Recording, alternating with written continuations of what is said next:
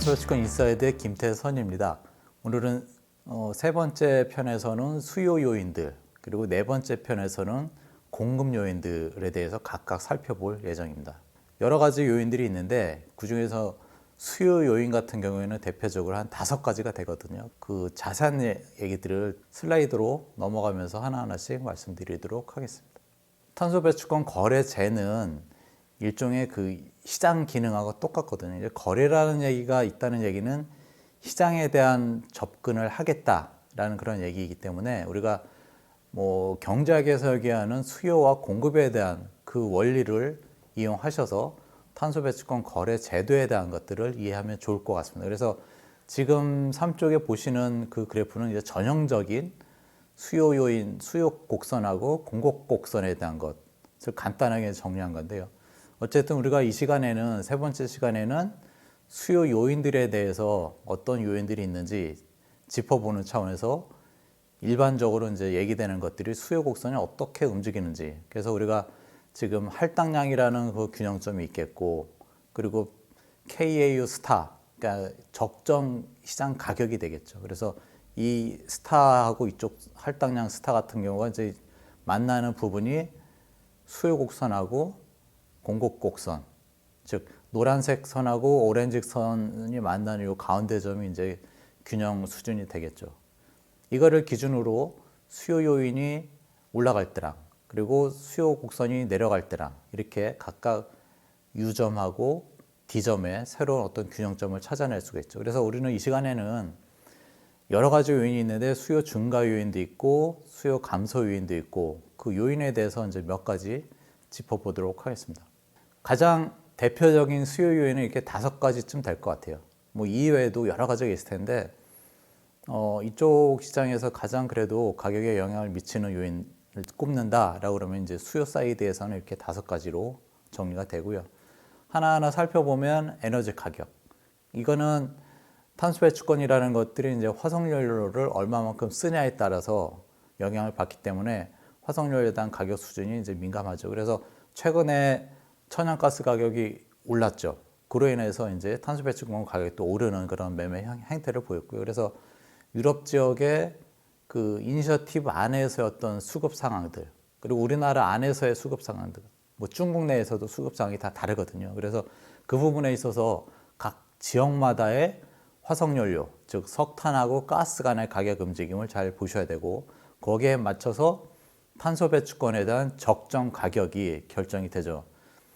아주 중요한 얘기인데요. 이거는 그 탄소 시장에서 에너지원을 제일 많이 쓰는 주체가 발전회사이기 때문에 과연 발전회사들이 전력을 생산할 때 상대적으로 싼 화석연료를 선호하게 되죠. 그래서 석탄을 태울 수도 있고 가스를 태울 수도 있죠. 그중에 이제 업체들 입장에서는 그 발전 마진을 극대화하기 위해서는 저렴한, 상대적으로 싼 화석연료를 많이 활용하게 되겠죠. 그 부분은 저희가 나중에 휴얼 스위칭이라는 그 편을 또 따로 작업 중에 있거든요. 그래서 그 휴얼 스위칭 그 편에서 더 자세하게 말씀드리도록 하겠습니다. 그리고 기후 변화에 대한 거, 뭐 이거는 어떤 계절적인 요인이라서 뭐 여름하고 겨울에 에너지원을 상대적으로 많이 쓰죠. 그러니까 난방, 냉방 여기에 따라서 화석연료의 어떤 사용량이 늘어나고 그로 인해서 탄소 배출량이 늘어나는 그런 얘기가 되겠습니다. 그리고 펀더멘탈 같은 경우에는 이제 당연한 얘기인데 경기가 좋아지면 에너지 사용량이 늘어나죠. 그 얘기는 전력 사용량이 늘어난다라고 보시면 되겠죠. 그래서 경기가 안 좋을 때, 경기가 좋을 때 각각 에너지 사용량은 거기에 비례해서 정확히 펀더멘탈 움직임과 에너지 사용량은 같은 방향으로 움직임이 있죠.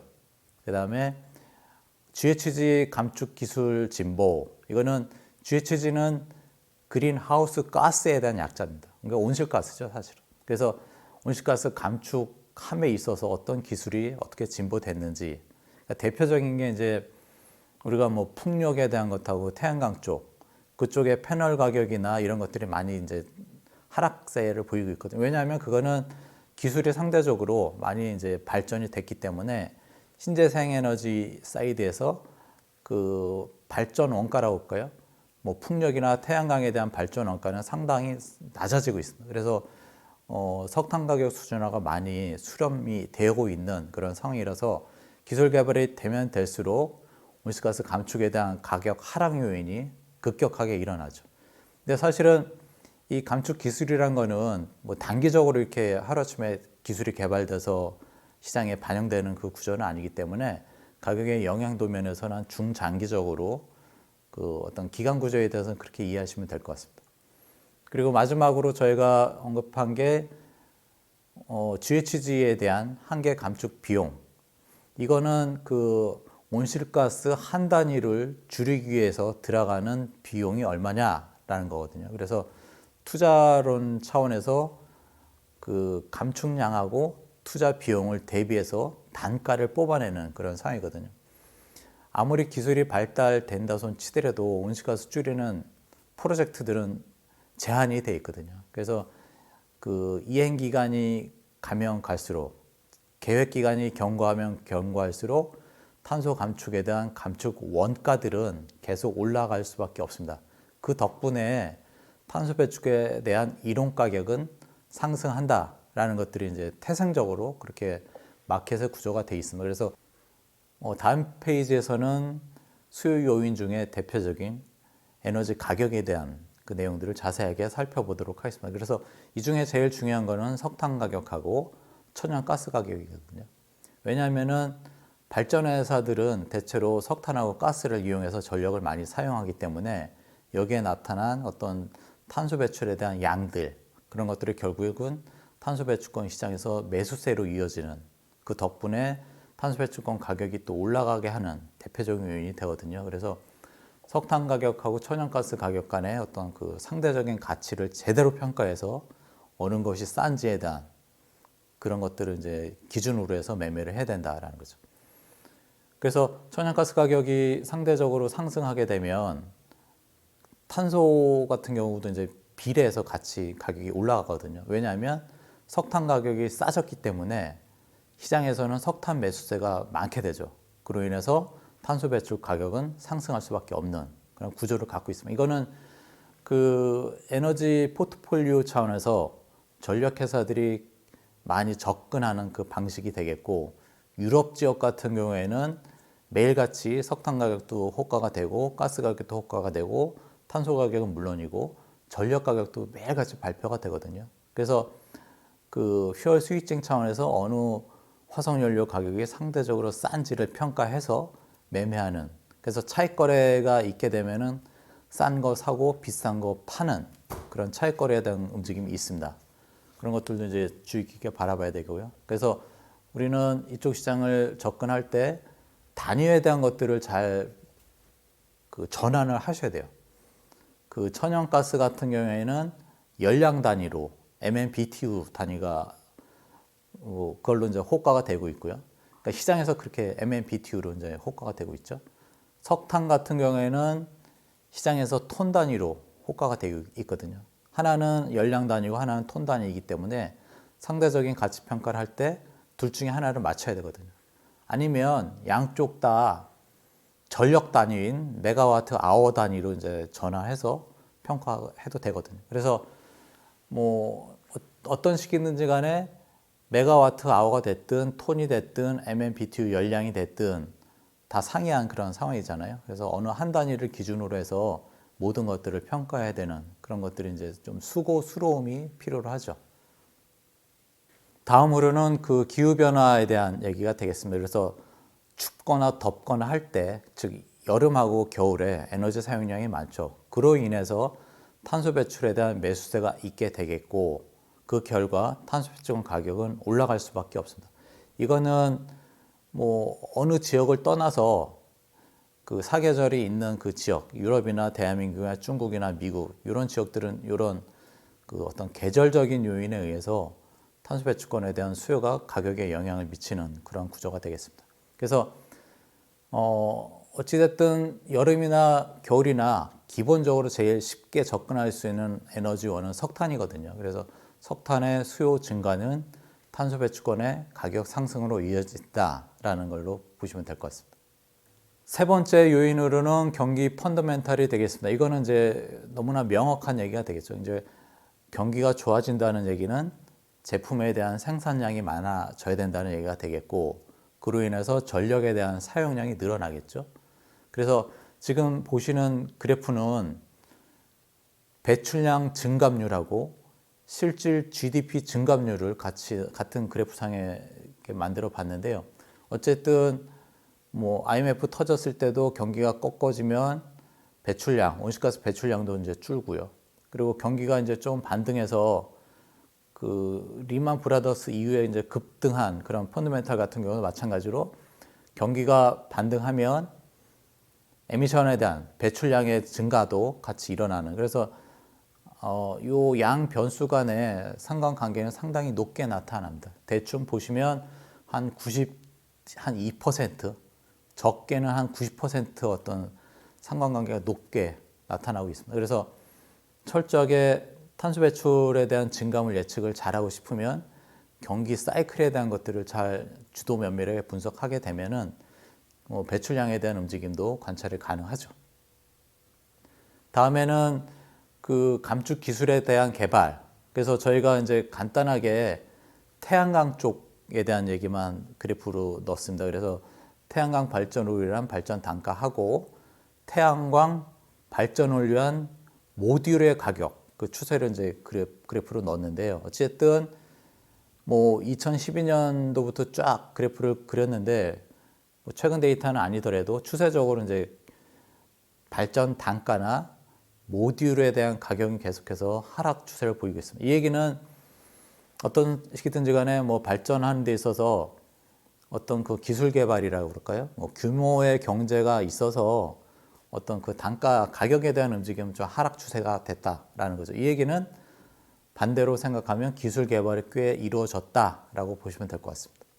끝으로 한계 감축 비용에 대한 얘기인데, 이거는 그 저희가 접근하는 데 있어서 뭐 간단한 예제를 이렇게 그래프로 넣었는데, 여기서 보시면 음의 한계 감축 비용과 양의 한계 감축 비용을 이렇게 두 개로 나눠지게 되죠.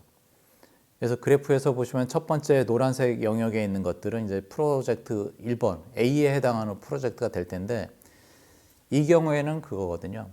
온실가스를 줄이는데 감축 비용이 없는 거죠. 그러니까 가장 일반적으로 우리가 실생활에서 얘기될 수 있는 그 대표적인 사례가 그거거든요. 만약에 그 사무실에 형광등을 10개를 켰습니다. 10개를 낮에도 켜놨는데 그 10개를 하루 종일 켜게 되죠, 일반적으로. 근데 온실가스를 줄이겠다라는 차원에서 5개를 안 킨 거죠. 그럼 이제 5개만 켜게 된 거죠. 그러면 그 안 킨 5개에 대해서 온실가스 감축이 준 거거든요. 그러니까 온실가스 감축을 했다는 얘기죠. 그래서 그거는 우리가 뭐 새롭게 그 5개 안 키기 위해서 새롭게 투자되는 비용이 없는 거지 않습니까? 그런 경우가 이제 이렇게 음의 감축 비용이다라고 보시면 될 것 같아요. 근데 뭐 언젠가는 뭐 5개 나머지 것도 다 끌 수는 없잖아요. 그래서 5개만 유지하는 거는 이제 계속 가고요. 왜냐면은 또 이렇게 어두우면은 일을 못 하니까 거기 그런 프로젝트 같은 경우 이제 상대적으로 한계가 있겠죠. 할 수 있는 프로젝트 수량이요. 그러면 그 다음 프로젝트가 뭐가 있냐에 따라서 이렇게 만약에 뭐 건물의 엘리베이터를 뭐 3개 운영했는데 뭐 2개만 운영하고 1개 운영 안 한다. 이런 것들도 이제 감축 비용이 마이너스가 되는 거죠. 이렇게 음의 한계 감축 비용은 지금 말씀드린 그런 사례가 될 거고요.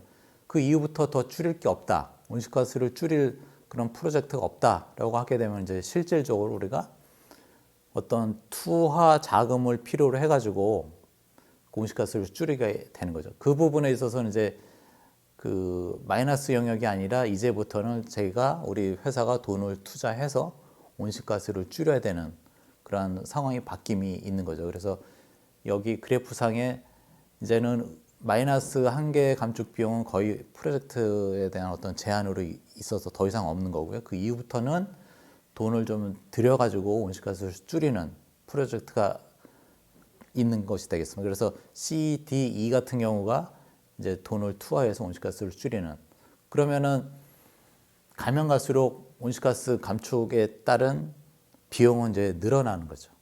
그 얘기는 시장의 탄소 배출 가격도 높아질 수밖에 없다라는 그런 것들이 뒷단에 깔려 있는 것이 되겠습니다. 그래서 이 각각의 프로젝트들에 대한 Y축의 그 높이들이 다 비용이거든요. 단가거든요. 그러면은 맨 마지막 거 같은 경우에는 거의 뭐 3만 원까지 온실가스 한 단위 줄이는 데 들어가는 비용은 이 프로젝트 같은 경우에는 3만 원까지 가는 거거든요. 이 3만 원하고 시장 가격하고 비교를 해서 어느 원가가 더 싼지, 만약에 시장의 가격이 만 원인데 이 프로젝트 같은 경우가 만약에 3만 원이다 그러면 시장에서 사는 게 낫죠. 그래서 이거는 시장 가격하고 우리 회사가 줄일 수 있는 그 온실가스 감축 비용하고 비교를 하셔서 어느 것이 싼지에 대한 평가를 해야 되겠죠. 오늘은 세 번째 시간으로 탄소 배출권 가격 결정에 있어서 수요 요인 5가지를 간략하게 짚어봤습니다. 고맙습니다.